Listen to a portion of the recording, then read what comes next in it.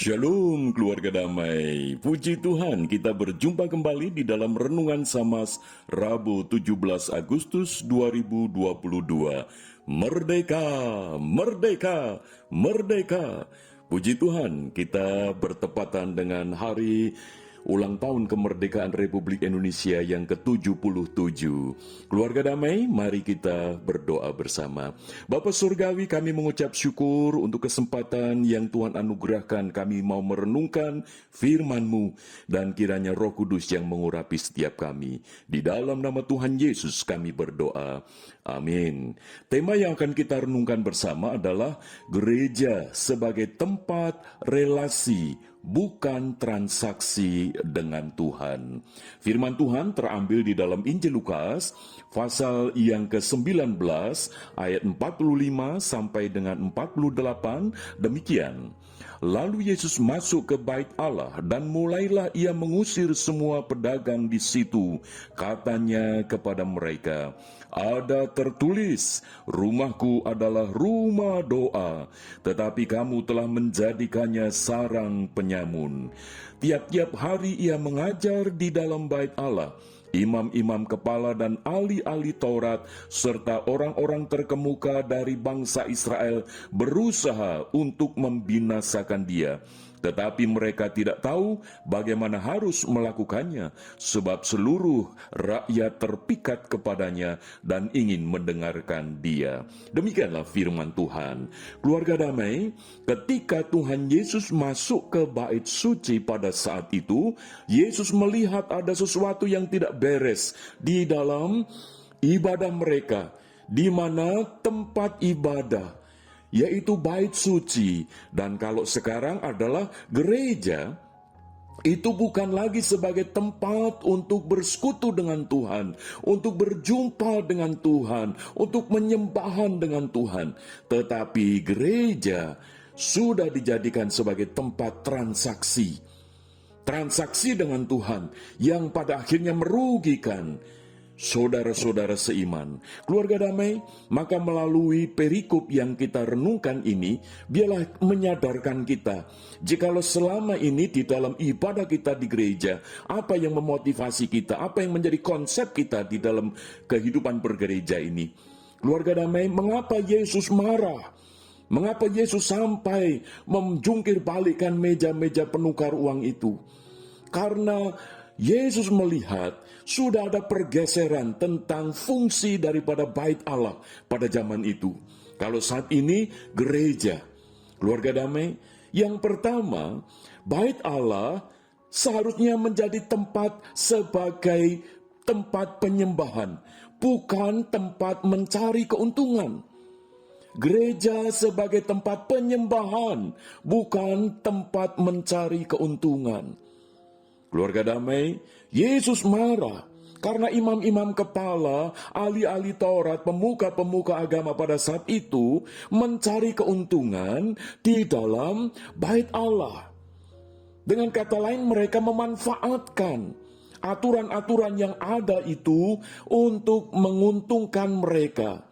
Di mana secara tata aturan keagamaan pada saat itu, kalau ada umat yang datang mau menyembah Tuhan lewat pengorbanan melalui persembahan korban bakaran, yaitu berupa binatang, maka binatang yang mau dipersembahkan itu harus lewat screening para imam. Dan pada saat itu imam tahu ini menjadi kesempatan mereka mendapatkan keuntungan, yaitu dengan cara mereka menyatakan binatang sebagai korban bakaran itu yang akan dipersembahkan, itu dinyatakan cacat, tidak layak, lalu digantikan dengan para imam yang sudah menyediakan. Dan itu sangat-sangat merugikan akan umat, tetapi sangat menguntungkan bagi para imam kepala dan juga orang-orang yang terkait dengan hukum-hukum agama pada saat itu. Nah, ketika Tuhan Yesus tahu akan hal ini, maka Tuhan Yesus marah.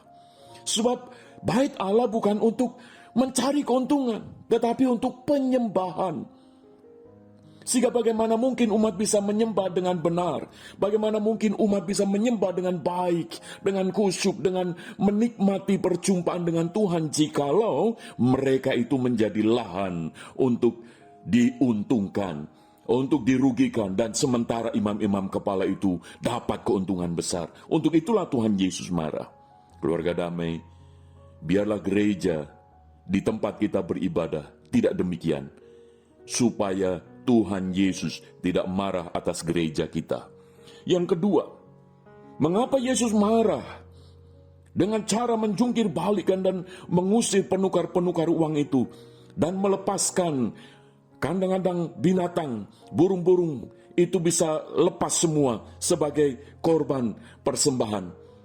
Karena Tuhan Yesus tahu, bait Allah yang seharusnya menjadi tempat persekutuan satu dengan yang lain, bersama-sama dengan Tuhan.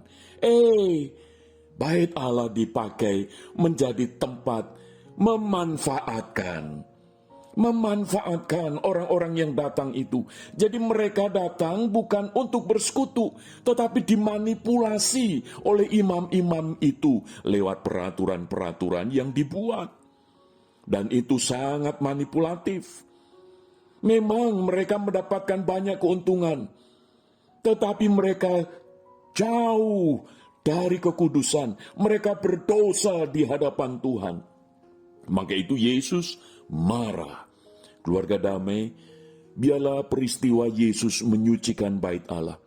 Kita dibukakan pengertian kita bahwa sebagaimana bait Allah, yaitu gereja pada zaman sekarang ini, adalah tempat untuk berelasi dengan Tuhan, bukan bertransaksi, bukan hanya mencari keuntungan, bukan hanya memanfaatkan, memanipulasi, tetapi biarlah hidup kita ini semakin mengalami pembaharuan, keterbukaan, kerendahan hati untuk kita dibentuk oleh Tuhan, untuk semakin menyembah Tuhan, semakin bersekutu, saudara bersaudara seiman, satu dengan yang lain, sehingga nama Tuhan dipermuliakan.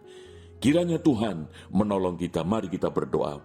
Bapa Surgawi, kami bersyukur untuk firman-Mu pada saat ini, yang mengajarkan, mengingatkan kembali, supaya kami di dalam hidup bergereja, kami menjadikan gereja sebagai tempat relasi, bukan transaksi. Maka itu ya Bapa, kiranya Roh Kudus-Mu menolong setiap kami. Di dalam nama Tuhan Yesus kami berdoa. Amin. Merdeka, merdeka, merdeka. Tuhan Yesus memberkati. Amin.